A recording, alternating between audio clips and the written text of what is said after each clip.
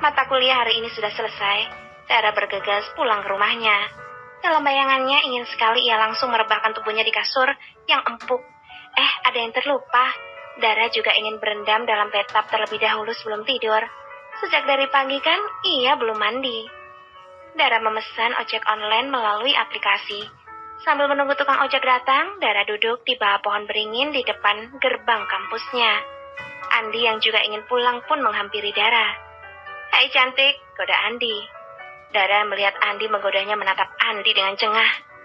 "Kamu mau pulang, Rah?" "Iya." "Yuk, bareng aku aja." Andi berusaha menawarkan tumpangan pada Dara. "Makasih, gue sudah pesan ojek online." Dara menatap ponselnya, ternyata tukang ojek online-nya udah datang. Ia pun langsung meninggalkan Andi tanpa permisi. "Susah sekali mendekatimu, Rah," gumam Andi. Andi juga langsung pergi menggunakan motornya. Sesampainya di rumah Dara, langsung masuk ke dalam kamarnya. Melihat Dara hendak masuk ke kamarnya, Simbok menawarkan makan siang kepada Dara. "Neng Dara, makan siangnya Simbok siapkan ya, Neng?" Dara menghentikan langkahnya. Dara mengangguk lalu tersenyum. "Makasih ya, Mbok, aku mau mandi dulu." Dara kembali berjalan menuju kamarnya. Ia langsung melempar tas kecilnya ke sembarang arah, lalu menghempaskan tubuhnya ke ranjang. Rasanya nyaman sekali. Namun Dara tersadar dengan bau tak sedap di tubuhnya. Ia segera bangun, lalu melangkah ke kamar mandi dan berendam di sana. Selesai mandi, Dara mengganti bajunya dengan kaos oblong warna putih dan hot pants. Dara turun ke bawah karena dirinya merasa lapar. Di antara mengantuk dan lapar, keduanya sulit untuk dipilih. Jika tidur dalam kondisi lapar, pastilah tidak akan nyenyak. Jika makan dengan kondisi mengantuk, tidak mungkin kan makan sambil tertidur. Jadi Dara memilih untuk makan terlebih dahulu. Dara selalu menikmati masakan Simbok. Dara memang tidak pernah merasakan masakan ibunya. Ibu dan ayahnya sibuk bekerja. "Paket, paket!" Simbok yang mendengar ada tukang paket langsung tergopok-gopok keluar rumah. Tukang paket memberikan bungkus paketannya kepada Simbok. Setelah menerimanya, Simbok segera masuk kembali ke dalam rumah. "Paket apa itu, Mbok?" tanya Dara. Tangan Dara meminta Simbok agar paketan itu diberikan padanya. Simbok langsung memberikannya pada Dara. Dara membaca pengiriman dari paket tersebut. Pengadilan agama. Dara begitu terkejut. Ia langsung membuka isi paketan itu, ternyata sebuah surat. Ia langsung membukanya. Ternyata surat gugatan cerai yang ibunya layangkan kepada ayahnya. Dara bertambah syok. Ia tidak bisa berkata-kata lagi. Dara mengira selama ini ayah dan ibunya tidak pernah berpikir untuk bercerai. Lalu bagaimana dengan nasibnya nanti? Dara langsung berlari ke kamarnya, mengambil tas kecilnya lalu memesan ojek online agar cepat sampai ke kantor tempat mamanya kerja. Dara tahu tempat di mana mamanya bekerja. Ibunya pernah menunjukkan padanya. Ibunya bekerja sebagai staf keuangan. Sesampainya di kantor tempat ibunya bekerja, Dara langsung menuju ruang resepsionis. Dara meminta bantuan pada resepsionis agar membantunya memanggilkan ibu datang ke bawah. Resepsionis memandang Dara dengan penuh tanda tanya. Banyak mata memandang ke arah Dara juga karena Dara hanya memakai kaos oblong dan hot pants. Namun dengan alasan bahwa ini keadaan darurat, resepsionis mau membantu memanggilkan ibu Dara. Dara duduk di kursi tunggu di depan resepsionis. Ia menggenggam ponselnya erat-erat. Rasanya ingin sekali meluapkan amarahnya, kekecewaannya. Namun ini adalah kantor orang, ia masih mempunyai rasa takut. Tak berapa lama ibu Dara muncul, lalu langsung menghampiri Dara. "Hei sayang, kenapa datang ke kantor?" Dara langsung melempar surat dari pengadilan itu di atas meja. Matanya mulai berkaca-kaca. "Ini apa, Bu? Jelaskan padaku." Bibir Dara mulai bergetar. Ibu Dara melihat sekilas kertas yang dilempar Dara. Ibu Dara menghembuskan napasnya dengan kasar. "Dara, maafkan kami." Dara langsung menggebrak meja. "Maaf? Lebih baik bunuh saja Dara, Bu, daripada kalian menyakiti Dara perlahan seperti ini." Dara mulai tersulut emosi. Karyawan di bagian resepsionis juga langsung memandang ke arah mereka berdua. "Dara, ayah dan ibu bisa jelaskan, Nak?" Ibu Dara semakin bingung. "Jelaskan apa? Kenapa tidak dari dulu kalian menjelaskan? Keputusan ini juga kalian sembunyikan dariku. Seharusnya jika kalian tidak saling cinta, tidak perlu kalian sampai melahirkanku. Kalian hanya mengaktifku saja, kalian egois."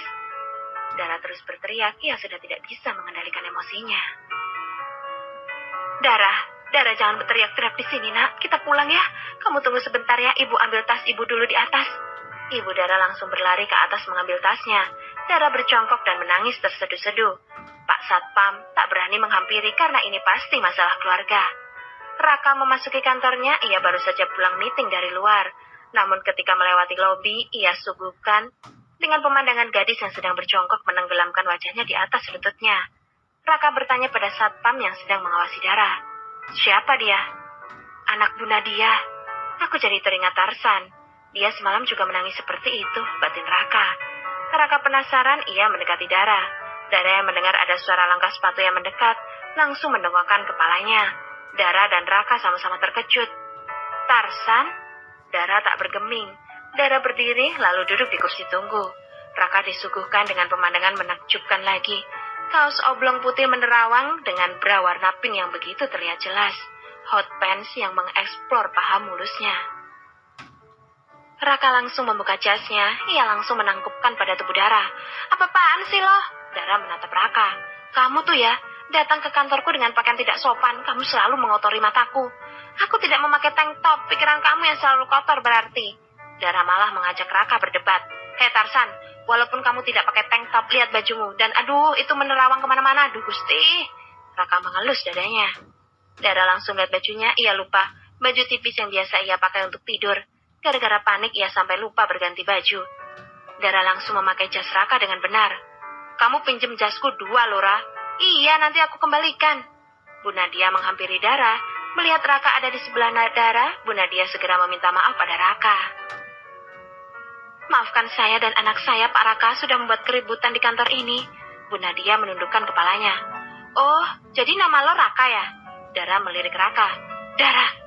Bu Nadia langsung menggandeng tangan Dara untuk keluar kantor. Raka, nanti jas lo gue balikin, gue cuci dulu ya. Teriak Dara. Bu Nadia terus menarik Dara keluar. Pak Satpam dan karyawan di bagian resepsionis dibuat heran juga dengan sikap Pak Raka pada anak Bu Nadia. Raka menginterupsi karyawannya untuk bekerja kembali. Ia pun segera pergi menuju ruangannya. Sejak kejadian kemarin, Dara dan ibunya tidak bertegur sapa. Dara kecewa dengan keputusan ibunya yang menggugat cerai ayahnya. Dara tidak mau, harus memilih nanti akan tinggal dengan siapa. Apalagi harus mempunyai ayah tiri atau ibu tiri. Rasanya sudah tak bersemangat hidup. Jika jalan hidupnya seperti ini, Dara lebih memilih untuk tidak dilahirkan. Batinnya terasa sakit, terus disiksa oleh orang-orang yang justru sangat ia cintai. Dara juga lelah melampiaskan kemarahan dan kekecewaannya lewat klub malam bersama sahabat-sahabatnya.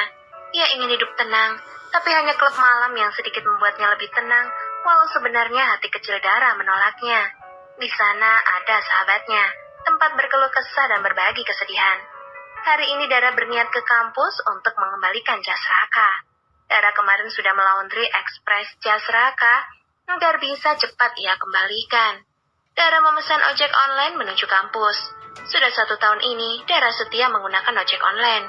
Ia masih trauma dengan kecelakaan yang menimpanya 1 tahun yang lalu. Dan sampai saat ini, Dara belum berani menyentuh mobilnya lagi. Sesampainya di kampus, Dara mencari-cari Raka, namun sayangnya tidak menemukan. Raka mahasiswa semester akhir yang hanya datang sesekali saja jika memang ada jadwal bimbingan skripsi. Sial, gue udah bela-belain kesini, lo malah gak nongol. Kalau lagi gak sengaja, lo nongol mulu. Kerutu Dara sambil melangkahkan kakinya keluar dari kampus. Dara memesan ojek online lagi dengan tujuan kantor Raka. Semoga kali ini lo ada di sini, batin Dara. Sesampainya di kantor Raka, Dara melangkahkan kakinya masuk ke dalam kantor Raka. Pak Satpam yang melihat Dara seketika terkejut. Tenang Pak, saya tidak membuat keributan seperti kemarin kok. Saya datang baik-baik ingin bertemu Raka, mengembalikan jas ini. Dara tersenyum lalu menunjukkan jas yang ia kemas dalam paper bag. Oke, silakan masuk. Pak Satpam mengira jika Dara dan Raka memiliki hubungan spesial karena Raka meminjamkan jasnya pada Dara. Dara langsung masuk ke dalam menuju resepsionis. Karyawan resepsionis juga terkejut dengan kedatangan Dara. Dara kembali tersenyum. Maaf Mbak, saya mau bertemu Raka. Apa Anda sudah membuat janji? Sok penting banget sih ini si Raka. Mau ketemu dia aja harus buat janji, ribet banget. Mending gue bohongin aja nih resepsionis, batin Dara. Sudah Mbak. Kalau begitu Mbak naik aja ke lantai 5, nanti di sana ada sekretaris Pak Raka yang akan mengantarkan Mbak ke ruangan Pak Raka. Oke, makasih ya Mbak. Dara melangkahkan kakinya menuju lift, ia menekan tombol angka 5. Setelah sampai di lantai 5, Dara langsung berjalan menyusuri lantai 5. Wah, mewah juga kantor ini, gumam Dara. Dara menanyakan pada laki-laki yang sedang menatap layar komputernya dengan serius. Siang, Mas. Doni menghentikan aktivitasnya lalu melihat wanita menyapanya. Ajib gila, ini perempuan seksi amat ya, batin Doni. Doni adalah sekretaris Raka. Ia sudah berkeluarga dan memiliki 1 anak. Doni terkejut melihat gadis cantik dan seksi menuju tempat kerjanya. Siang, Mbak, ada apa ya? Saya mau bertemu Raka. Hah? Pak Raka? Apa jangan-jangan ini pacar Pak Raka, batin Doni. Nama Mbak siapa? Dara. Doni melihat agenda jadwal pertemuan Raka hari ini dan tidak ada daftar nama Dara di jadwal. Sudah, bilang saja Dara ingin menemuinya, ucap Dara karena ia tidak mau diusir dari kantor ini. Baiklah. Doni melangkah ke ruangan Raka yang ada di sebelahnya. Doni mengetuknya terlebih dahulu lalu membuka.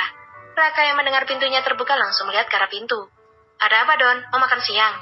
Tidak, Bos. Itu ada yang ingin bertemu dengan Bos. Katanya namanya Dara. Raka langsung berhenti mengetik. Hah? Dara? Iya, Bos. Seksi, Bos. Pacar Bos ya? Ledek Doni. Apa itu si Tarsan? Batin Raka bertanya-tanya. Ya sudah, suruh dia masuk. Baik, Bos. Doni keluar dari ruangan Raka, ia mempersilahkan Dara masuk ke dalam ruangan Raka. Dara langsung masuk ke ruangan Raka. Doni masih bertanya-tanya siapa gadis seksi itu. Apa mungkin pacar Bos Raka? Bos Raka diam-diam seleranya mantap juga, gumam Doni. Dara melihat Raka yang sedang serius mengetik. Terlihat Raka menggunakan jas yang sudah terbuka kancingnya. Kemeja warna navy dan dasi warna navy juga. Tatanan rambutnya begitu rapi. Lo ganteng juga kalau lagi serius begitu. Beda banget kalau lagi di kampus, batin Dara. Dara masuk ke dalam lalu meletakkan paper bag-nya di atas meja Raka.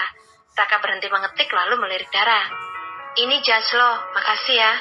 Dara melihat Raka, hari ini baju Dara tidak terlalu terbuka, namun masih tampak terlihat seksi juga karena Dara menggunakan kaos ketat juga jeans ketat.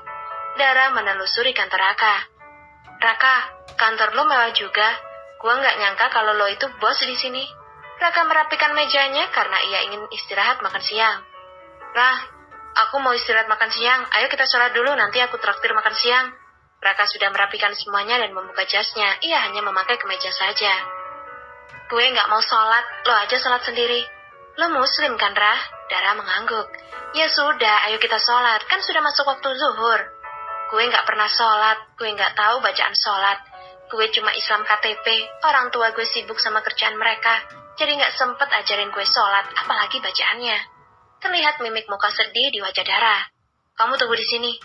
Raka melangkah keluar, ia memerintah Doni untuk meminjam mukena pada karyawan wanita.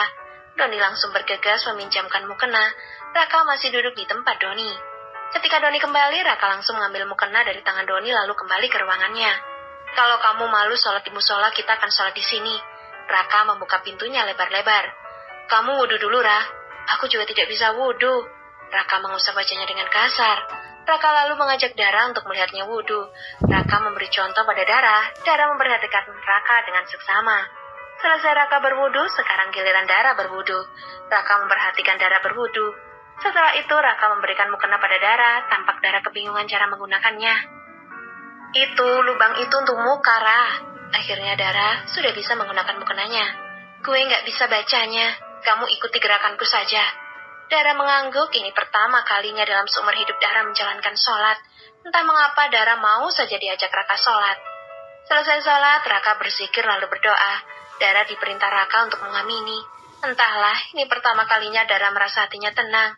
Ia mengamini sambil menangis sesenggukan. Selesai berdoa, Dara masih saja menangis. Raka melihat sepertinya ada beban berat yang sedang menghadapi Dara. Raka membiarkan Dara menangis, ia keluar dari ruangannya, memerintah Doni untuk memesankan makanan. Untuknya, untuk Dara dan untuk Doni. Ketika pesanan datang, Doni segera membawanya ke ruangan Raka. Raka yang sudah duduk di sofa sambil memainkan ponselnya, sedangkan Dara masih di atas sajadahnya. Raka memanggil Dara untuk makan siang bersama. Dara langsung bangun, ia melipat sajadahnya. Ketika ia ingin membuka mukenanya, Raka melarangnya. Pakai itu saja, kamu terlihat cantik. Raka memuji Dara, namun wajahnya terlihat datar. Mereka bertiga makan bersama di ruangan Raka. Nah, kalau pakai mukena begini baru tipe idaman bos Raka, celetuk Doni. Masa sih mas, tapi gue nggak suka pakai beginian, gerah, panas. Di sini aja udah panas, apa kabar nanti di neraka? Celetuk Raka sambil memasukkan makanan ke dalam mulutnya. Seolah-olah begitu menusuk hati Dara.